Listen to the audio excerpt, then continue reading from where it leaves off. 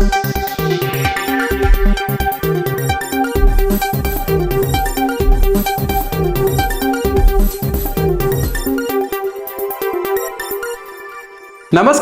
N S ಟಿವಿಯ speed ನ್ಯೂಸ್ಗೆ ಸ್ವಾಗತ. ನಾನು ಲೋಕೇಶ್. ದೇಶ, ರಾಜ್ಯ ಸೇರಿದಂತೆ ಸ್ಥಳೀಯ ವಿದ್ಯಮಾನಗಳ ಪಟಾಪಟ್ ಸುದ್ದಿಗಳು. ಬೀದಿ ನಾಯಿಯೊಂದು ಕೇವಲ 30 ಸೆಕೆಂಡುಗಳಲ್ಲಿ ಹಲವು ಯುವಕರ ಮೇಲೆ ದಾಳಿ ನಡೆಸಿ ಕಚ್ಚಿದ ಭೀಕರ ಘಟನೆ ಸಿಸಿಟಿವಿಯಲ್ಲಿ ಸೆರೆಯಾಗಿದ್ದು ಸ್ಥಳೀಯರಲ್ಲಿ ಆತಂಕ ಮೂಡಿಸಿದೆ. ಬೀದಿ ನಾಯಿಯೊಂದು ಕೇವಲ 30 ಸೆಕೆಂಡುಗಳ ಅವಧಿಯಲ್ಲಿ ರಸ್ತೆಯಲ್ಲಿದ್ದ ಹಲವು ಯುವಕರ ಮೇಲೆ ದಾಳಿ ನಡೆಸಿ ಕಚ್ಚಿ ಗಾಯಗೊಳಿಸಿರುವ ಭೀಕರ ಘಟನೆ ನಡೆದಿದೆ. ನಾಯಿಯ ಆಕ್ರಮಣಕಾರಿ ದಾಳಿಯಿಂದ ದಿಕ್ಕೆಟ್ಟ ಯುವಕರು ಪ್ರಾಣ ಭಯದಿಂದ ಓಡಿದ್ದಾರೆ. ಈ ಆಘಾತಕಾರಿ ದೃಶ್ಯ ಸಿಸಿಟಿವಿಯಲ್ಲಿ ಸೆರೆಯಾಗಿದ್ದು ಸ್ಥಳೀಯ ನಿವಾಸಿಗಳಲ್ಲಿ ತೀವ್ರ ಆತಂಕ ಮೂಡಿಸಿದೆ. ಎಷ್ಟೇ ಓಡಿದ್ರೂ, ಕುರ್ಚಿಯಲ್ಲಿ ಹೊಡೆದ್ರೂ ಕೂಡ ನಾಯಿ ಬಿಡದೆ ಒಬ್ಬರಾದ ಮೇಲೆ ಒಬ್ಬರಿಗೆ ಕಚ್ಚಿದೆ. ಬೆಂಗಳೂರು ನಗರದ ರೇಸ್ ಕೋರ್ಸ್ ರಸ್ತೆಯಲ್ಲಿ ಜಿಬಿಎ ಮತ್ತು ಬಿಡಬ್ಲ್ಯೂಎಸ್ಎಸ್ಬಿ ಅಧಿಕಾರಿಗಳ ನಿರ್ಲಕ್ಷ್ಯದಿಂದ ರಸ್ತೆ ಕಾಮಗಾರಿ 8 ತಿಂಗಳಾದರೂ ಪೂರ್ಣಗೊಳ್ಳದೆ ಸಾರ್ವಜನಿಕರ ಆಕ್ರೋಶಕ್ಕೆ ಕಾರಣವಾಗಿದೆ. ಬೆಂಗಳೂರು ನಗರದ ರಸ್ತೆ ಕಾಮಗಾರಿಗಳು ಸಾರ್ವಜನಿಕರ ತಾಳ್ಮೆ ಪರೀಕ್ಷೆ ಮಾಡೋದು ಹೊಸದೇನಲ್ಲ. ಇದಕ್ಕೆ ಮತ್ತೊಂದು ತಾಜಾ ಸಾಕ್ಷಿ ಬೆಂಗಳೂರಿನ ಹೃದಯ ಭಾಗದಲ್ಲಿರುವ ರೇಸ್ ಕೋರ್ಸ್ ರಸ್ತೆ. ಜಿಬಿಎ ಮತ್ತು ಬಿಡಬ್ಲ್ಯೂಎಸ್ಎಸ್ಬಿ ಅಧಿಕಾರಿಗಳ ಬೇಜವಾಬ್ದಾರಿಯಿಂದಾಗಿ ಇಲ್ಲಿನ ರಸ್ತೆ ಕಾಮಗಾರಿ ಆರಂಭವಾಗಿ ಬರೋಬ್ಬರಿ 8 ತಿಂಗಳು ಕಳೆದರೂ ಇನ್ನೂ ಪೂರ್ಣಗೊಂಡಿಲ್ಲ. ಯಾವುದೇ ಮುಂಜಾಗ್ರತಾ ಕ್ರಮಗಳನ್ನು ಕೈಗೊಳ್ಳದ ಅಧಿಕಾರಿಗಳ ವಿರುದ್ಧ ಸಾರ್ವಜನಿಕರು ತೀವ್ರ ಆಕ್ರೋಶ ವ್ಯಕ್ತಪಡಿಸಿದ್ದಾರೆ. ಮನೆ ಮಾಲೀಕರು ಹೊರಗಿದ್ದ ವೇಳೆ ಮಕ್ಕಳಿಗೆ ಊಟದಲ್ಲಿ ನಿದ್ರೆ ಮದ್ದು ಬೆರೆಸಿ ಮಲಗಿಸಿದ ಕೆಲಸದಕ್ಕೆ ಕೋಟ್ಯಾಂತರ ಮೌಲ್ಯದ ಚಿನ್ನಾಭರಣ ಹಾಗೂ ನಗದು ದೋಚಿ ಪರಾರಿಯಾಗಿದ್ದಾಳೆ.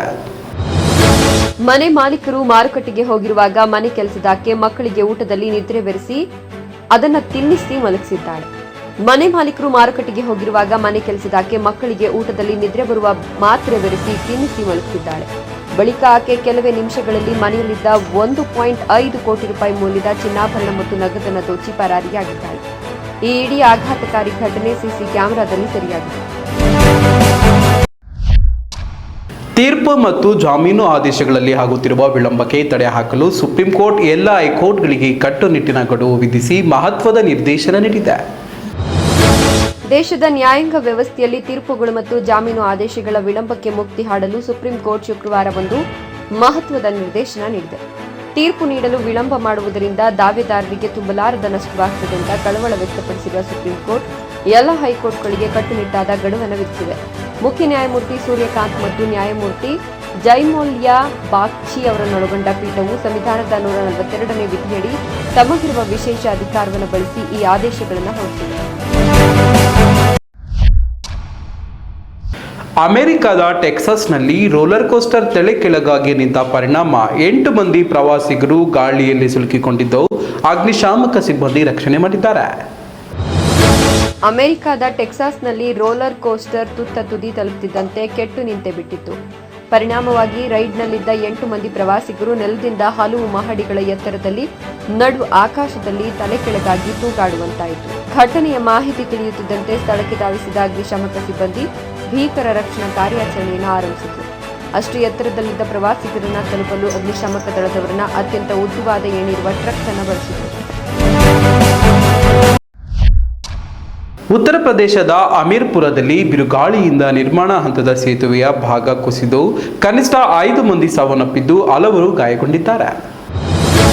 ಉತ್ತರ ಪ್ರದೇಶದ ಹಮೀರ್ಪುರ ಜಿಲ್ಲೆಯಲ್ಲಿ ಶುಕ್ರವಾರ ಬೀಸಿದ ಬಿರುಗಾಳಿಯಿಂದಾಗಿ ಬೆಟ್ವಾ ನದಿಗೆ ಅಡ್ಡಲಾಗಿ ನಿರ್ಮಿಸಲಾಗಿದ್ದ ಸೇತುವೆಯ ಒಂದು ಭಾಗ ಕುಸಿದು ಕನಿಷ್ಠ 5 ಜನರು ಸಾವನ್ನಪ್ಪಿದ್ದಾರೆ ಮತ್ತು ಹಲವರು ಗಾಯಗೊಂಡಿದ್ದಾರೆ ಅಂತ ಅಧಿಕಾರಿಗಳು ತಿಳಿಸಿದ್ದಾರೆ. ನಿರ್ಮಾಣ ಕಾರ್ಯದ ಸಮಯದಲ್ಲಿ ಬಲವಾದ ಗಾಳಿ ಬೀಸಿದಾಗ ಸೇತುವೆಯ ಸ್ಲ್ಯಾಬ್ ಮತ್ತು ಪಿಯರ್ ಸ್ಕ್ಯಾಫೋಲ್ಡಿಂಗ್ ರಚನೆಯೊಂದಿಗೆ ಕುಸಿದು ಬಿದ್ದಿದೆ. ಪ್ರಶ್ನೆ ಪತ್ರಿಕೆ ಸೋರಿಕೆ ಹಗರಣದ ಬಳಿಕ ನಡೆಯಲಿರುವ ನೀಟ್ ಯುಜಿ ಮರುಪರೀಕ್ಷೆಯನ್ನು ಸುರಕ್ಷಿತವಾಗಿ ನಡೆಸಲು ಪ್ರಶ್ನೆ ಪತ್ರಿಕೆ ಸಾಗಾಣಿಕೆಗೆ ಭಾರತೀಯ ವಾಯುಪಡೆಯ ನೆರವು ಪಡೆಯಲು ಕೇಂದ್ರ ಸರ್ಕಾರ ತೀರ್ಮಾನಿಸಿದೆ. ದೇಶದಾದ್ಯಂತ ತೀವ್ರ ಆಕ್ರೋಶಕ್ಕೆ ಕಾರಣವಾಗಿದ್ದ ನೀಟ್ ಯುಜಿ ಪ್ರಶ್ನೆ ಪತ್ರಿಕೆ ಸೋರಿಕೆ ಹಗರಣದ ಬಳಿಕ ಕೇಂದ್ರ ಸರ್ಕಾರ ಜೂನ್ 21ರಂದು ನಡೆಯಲಿರುವ ಮರುಪರೀಕ್ಷೆಯನ್ನು ಅತ್ಯಂತ ಕಟ್ಟುನಿಟ್ಟಾಗಿ ಮತ್ತು ಸುರಕ್ಷಿತವಾಗಿ ನಡೆಸಲು ಸಾರಥ್ಯ ವಹಿಸಿದೆ. ಈ ಬಾರಿ ಯಾವುದೇ ಲೋಪದೋಷಗಳಿಗೆ ಅವಕಾಶ ನೀಡದಂತೆ ಪ್ರಶ್ನೆ ಪತ್ರಿಕೆಗಳನ್ನು ಸುರಕ್ಷಿತವಾಗಿ ಸಾಗಿಸಲು ಭಾರತೀಯ ವಾಯುಪಡೆಯನ್ನು ಬಳಸಿಕೊಳ್ಳಲು ಸರ್ಕಾರ ನಿರ್ಧರಿಸಿದೆ. ಮುಂದಿನ 24 ಗಂಟೆಗಳಲ್ಲಿ ಕರ್ನಾಟಕದ ಹಲವು ಜಿಲ್ಲೆಗಳಲ್ಲಿ ಗುಡುಗು ಸಹಿತ ಮಳೆಯಾಗುವ ಸಾಧ್ಯತೆ ಇದೆ ಎಂದು ಹವಾಮಾನ ಇಲಾಖೆ ಮುನ್ಸೂಚನೆ ನೀಡಿದೆ. ರಾಜ್ಯದ ವಿವಿಧ ಭಾಗಗಳಲ್ಲಿ ಮುಂದಿನ 24 ಗಂಟೆಗಳಲ್ಲಿ ಹವಾಮಾನದಲ್ಲಿ ಭಾರೀ ಏರುಪೇರಾಗಲಿದ್ದು ಹಲವು ಜಿಲ್ಲೆಗಳಲ್ಲಿ ಗುಡುಗು ಸಹಿತ ಸಾಧಾರಣ ಮಳೆಯಾಗುವ ಸಾಧ್ಯತೆ ಇದೆ ಅಂತ ಹವಾಮಾನ ಇಲಾಖೆ ಮುನ್ಸೂಚನೆ ನೀಡಿದೆ.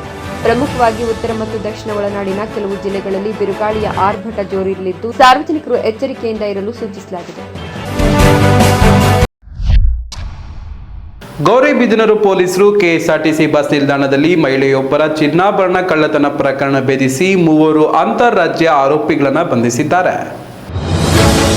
ಗೌರಿಬಿದನೂರು ಪೊಲೀಸರು ಭರ್ಜರಿ ಕಾರ್ಯಾಚರಣೆ ನಡೆಸಿ ಅಂತಾರಾಜ್ಯ ಕಳ್ಳರನ್ನ ಬಂಧಿಸಿದ್ದಾರೆ. ಕೆಎಸ್ಆರ್ಟಿಸಿ ಬಸ್ ನಿಲ್ದಾಣದಲ್ಲಿ ಮಹಿಳೆಯೊಬ್ಬರ 174 ಗ್ರಾಂ ಬಂಗಾರದ ಒಡವೆಗಳಿದ್ದ ಬ್ಯಾಗ್ ಕಳ್ಳತನವಾಗಿತ್ತು. ಪ್ರಕರಣ ದಾಖಲಿಸಿಕೊಂಡ ಪೊಲೀಸರು ವಿಶೇಷ ತಂಡ ರಚಿಸಿ ಆರೋಪಿಗಳ ಪತ್ತೆಗೆ ಬಲೆ ಬೀಸಿದ್ರು. ಕಲಬುರಗಿಯ ವಿಮಲಾ, ಪದ್ಮ ಹಾಗೂ ಲಕ್ಷ್ಮಿ ಎಂಬ ಆರೋಪಿಗಳನ್ನು ಮಾಲ್ ಸಹಿತ ಬಂಧಿಸಲಾಗಿದೆ. ಕಾರ್ಯಾಚರಣೆಯಲ್ಲಿ ಗೌರಿಬಿದನೂರು ಹಾಗೂ ಚಿಕ್ಕಬಳ್ಳಾಪುರ ಪೊಲೀಸರು ಭಾಗಿಯಾಗಿದ್ದಾರೆ.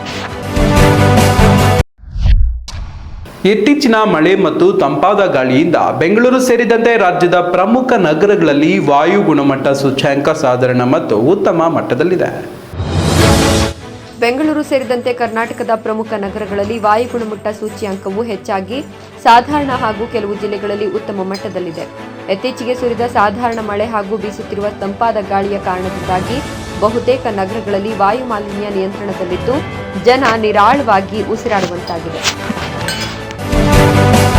ಈ ನ್ಯೂಸ್ ಟಿವಿಯ ಸ್ಪೀಡ್ ನ್ಯೂಸ್ ಜೊತೆಗೆ ರಾತ್ರಿ 8:30ಕ್ಕೆ ತಪ್ಪದೆ ವೀಕ್ಷಿಸಿ ಈ ನ್ಯೂಸ್ನ ಮುಖ್ಯ ಸಂಚಿಕೆ.